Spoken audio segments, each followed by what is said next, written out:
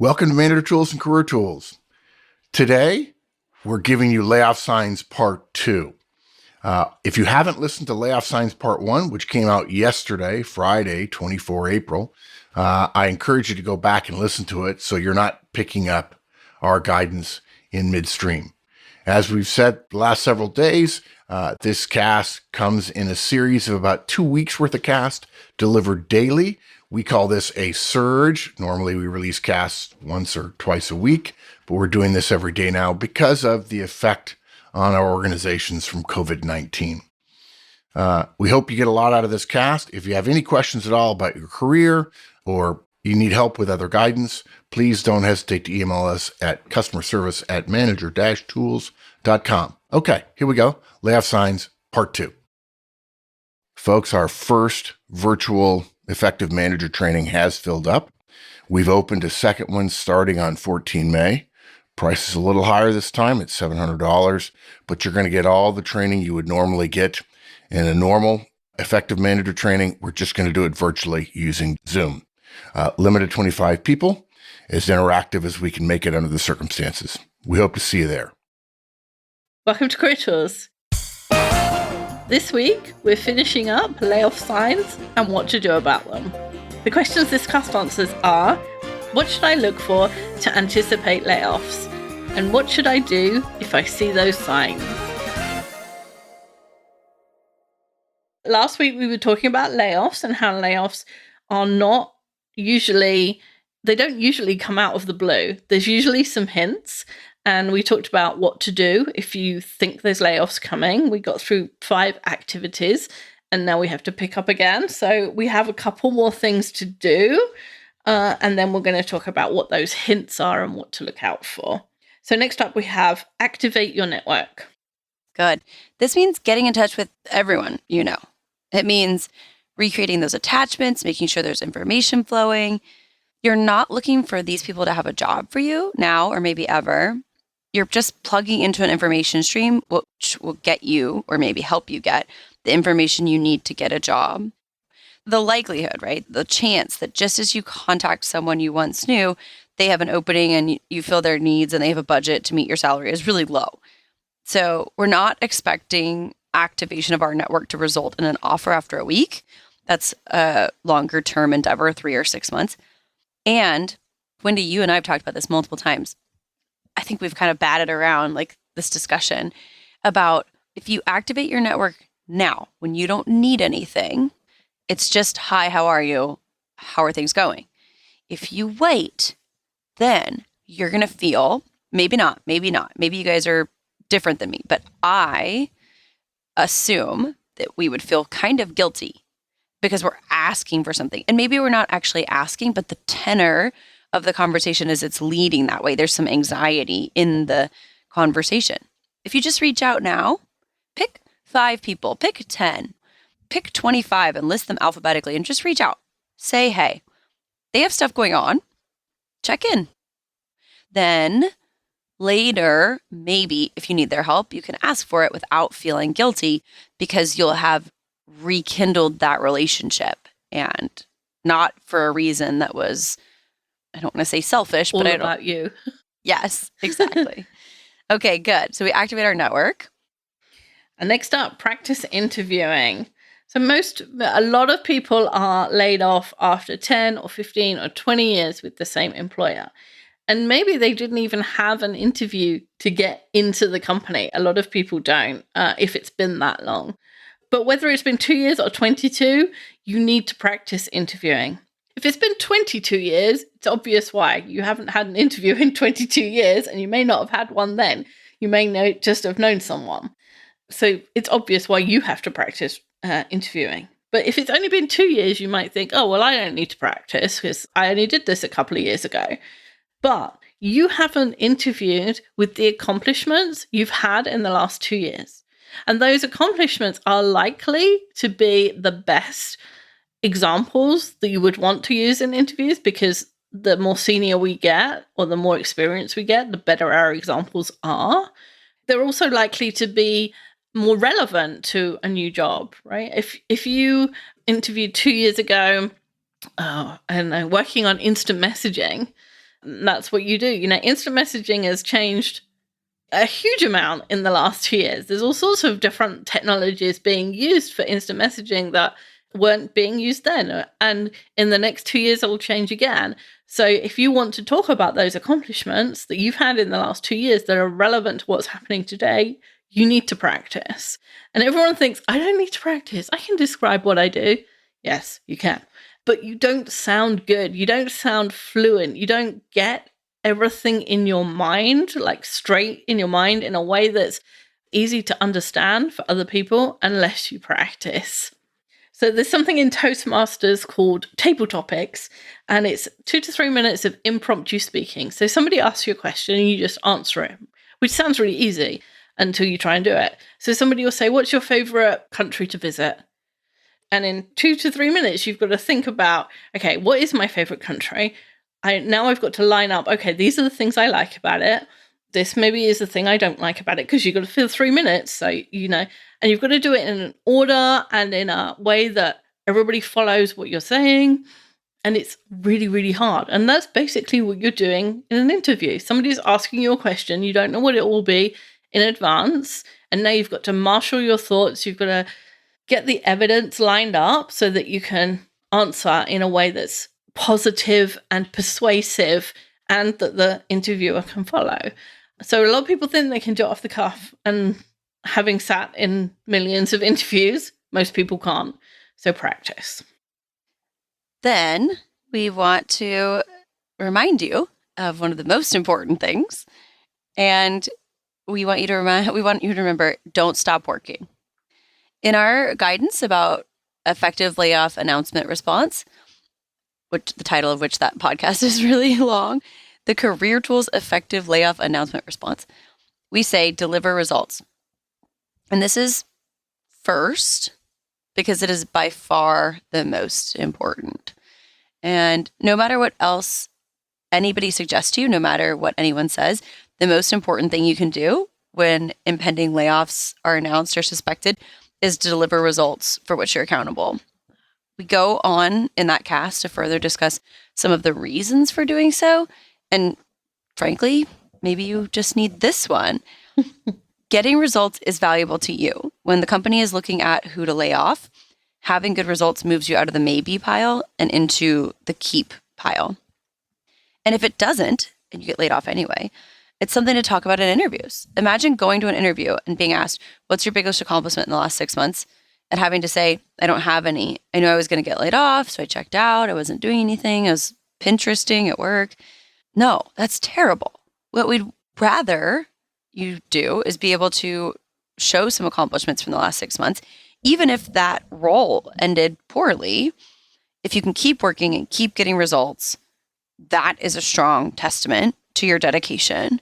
Yeah, and we said earlier in the cast that we did last week, or in the part of this cast that we did last week, we talked about a company divesting itself of a department or a section of the company, and the market being flooded with people with the same skills. And all of those people were competing for the 3 or 4 jobs that were in that market. If you're in that position and you're competing with other people that you have been working with for a scarce number of jobs with your skill set, then it's the person who's going to be able to describe the best accomplishments that's going to get the job. Not, the person who checked out, who just turned up because they knew if I turn up for the next 12 weeks, then I get my layoff payment. That person just isn't as competitive as the person who can say, in the last 12 weeks, the company was winding down, but I still did X and Y and Z. And even if those things aren't relevant to the job, right? Maybe you talked about somebody who was in hotel auditing and the company stopped doing that.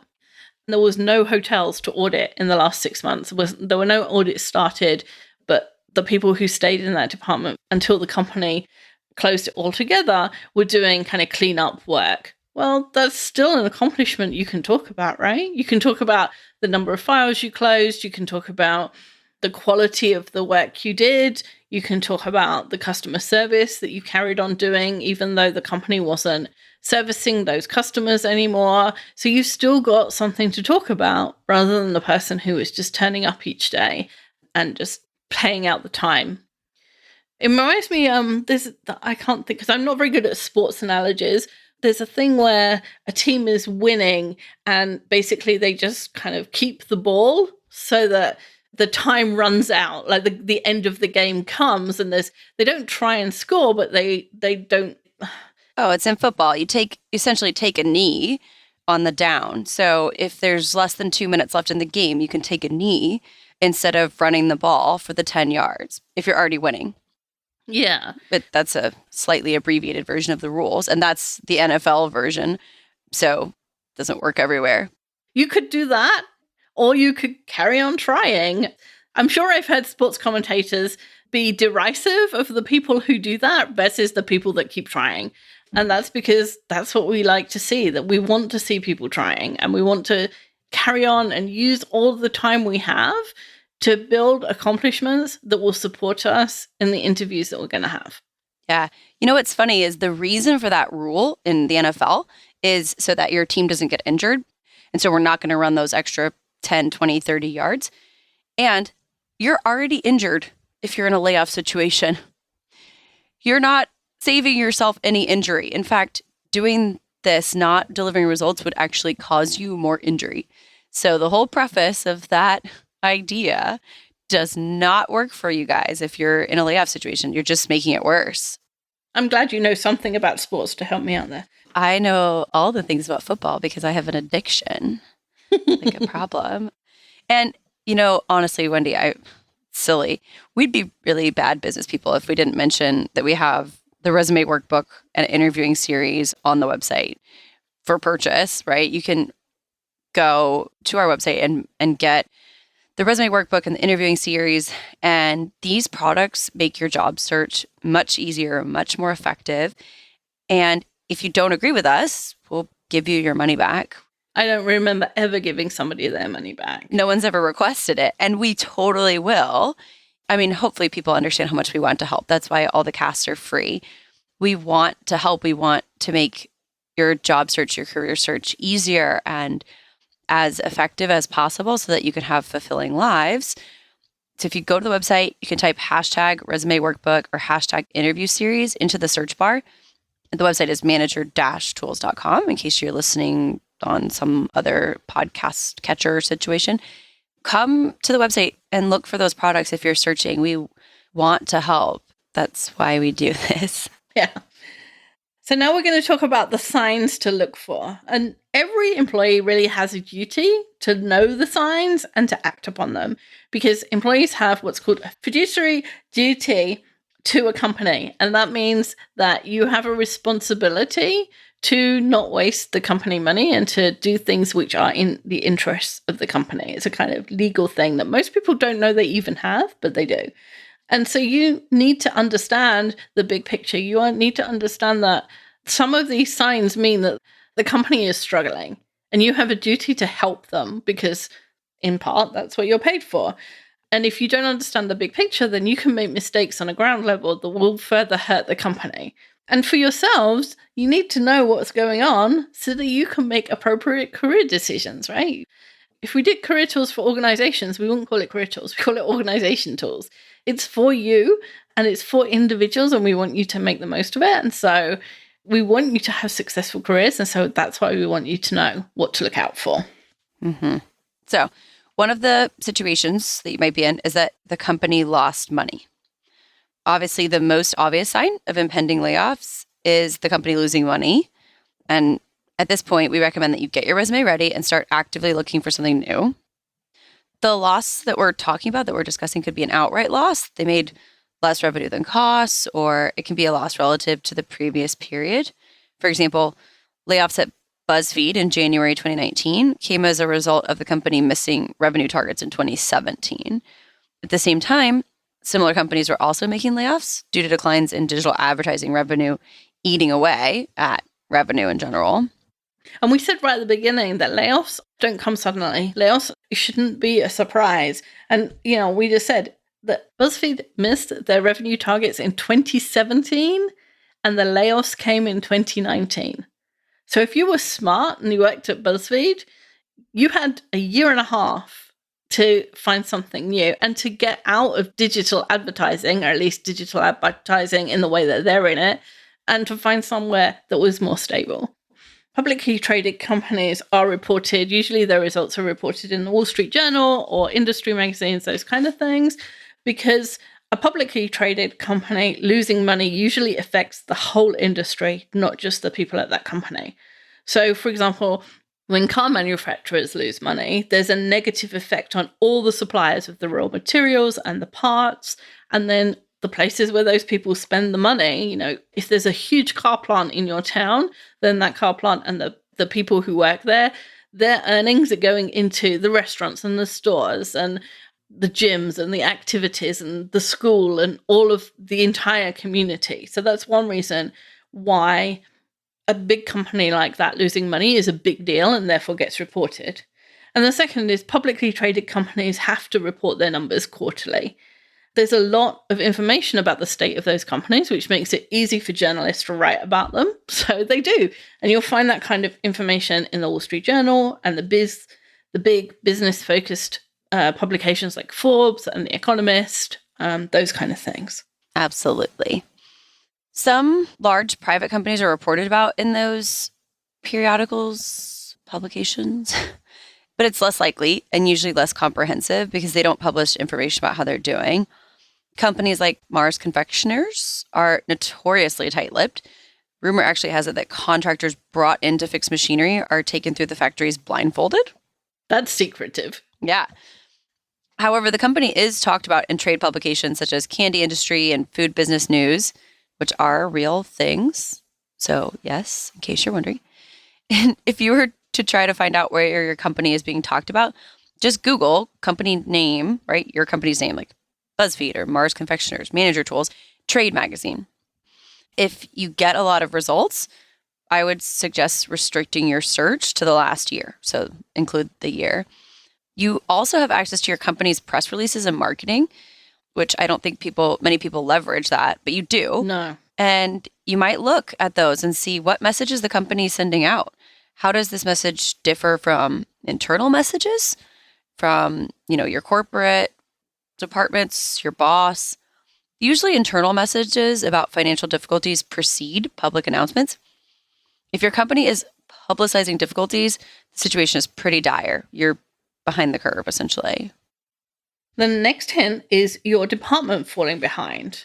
So if you work in a department that is being singled out for extra attention by executives, then you should get your resume ready and start looking for something new.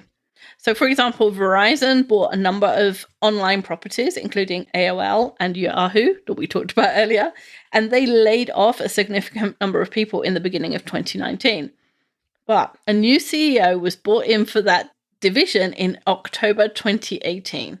And that's a sure sign that something is going to change. And if you know that you've got a new CEO and your department has been losing money, it's bad. Verizon Media was affected by the same digital advertising revenue issues as BuzzFeed was. So if you're in digital advertising and BuzzFeed is losing money, and you work for Verizon, it's a hint. Your company, your division might be about to struggle too. And even the description of a senior leader can give you a clue that your department is being targeted. So the new Verizon CEO was described as, he does not have a reputation as a visionary or a risk taker, nor has he inspired the cult-like following that Armstrong, his predecessor, has. Rather, he is known for operational skill, quiet execution, and process-driven leadership, which, if you can read the subtext, means cost-cutting and efficiency. And that was just one paragraph that I found that described him. There were others that were much more blunt about he's coming for cost-cutting. And if you've got a new CEO who's got a reputation for cost-cutting, layoffs are coming. Like in 3 to 6 months, that's all you've got. Next, cost-cutting. If you're being asked to cut costs, you probably have 6 months to a year to find something new. Cost-cutting usually starts with minor things like a crackdown on expenses, or perks like employee childcare or gyms reduce their hours. Maybe subsidized lunches are less subsidized. Maybe you request an upgrade to your equipment and you're asked to hold off for a little bit. Those are the first level signs. The next level is a crackdown on what you can and cannot expense. You might be asked, for example, to account for all calls that you're making on your company phone. You might not be reimbursed for your personal calls. That's a big sign. You might get a per diem instead of being able to spend whatever you need when you're traveling. These kind of things, these are signs. And the more inconvenient the cost cutting is to you, the worse the situation is. Quite frankly, any focus in that area about cost cutting, unless it's clear that we're doing this because it's no longer necessary, then you need to pay attention. Yeah. Next on the bad news list is hiring freezes. And when you get a hiring freeze, you probably have 3 to 6 months to get hired somewhere new. Labor costs are a significant part of the costs of running a company. It could be up to 70% of the total business cost. So if somebody is trying to reduce labor costs, they're looking for really big levers in improving the revenue or the profitability of a company. If you're just fiddling around the edges with expenses, it's not so bad. When you get to labor, it's like they're cutting off an arm to save the rest of the body. And hiring freezes are rarely enough. Rarely have we seen it that a hiring freeze put a company back in the black and prevented layoffs. They usually have 3 to 6 months at the outset, at the outside, and then the layoffs come. Another sign might be secretive meetings. If meeting rooms are being booked out, but no one knows what for, or there's people you don't normally see from corporate around, right? HR or legal people are wandering around. So if you see those things and one of our previous conditions has also been met, layoffs are happening right now. Most people are told they can't tell anyone else what happens during those meetings so that panic isn't caused. And so if people you know are going to the meetings and coming back unwilling to say what's happening, it's almost certainly layoffs. It's never a good thing when people are going to meetings with HR and legal and they're not saying what they're about. And there's some benign thing on the online office booking thing. It says this office is booked out for HR meeting. That's not a good sign. Mm-mm. So being laid off is difficult. We know it. We've been through it. We know thousands of people who have been through it. And in fact, anytime someone else makes a decision about your career by firing you, by moving you, by changing your job or laying you off, it's difficult. We want you to make your decisions about your career, not other people. And that means staying vigilant. It means looking out for the signs, and when you see the signs, taking action so that you can choose what happens next, not someone else. That's all for this week. We'll be back next week with more guidance.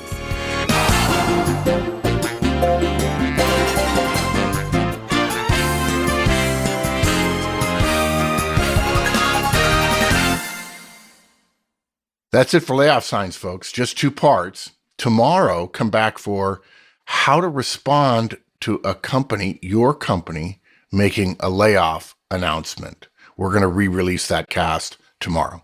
See you then.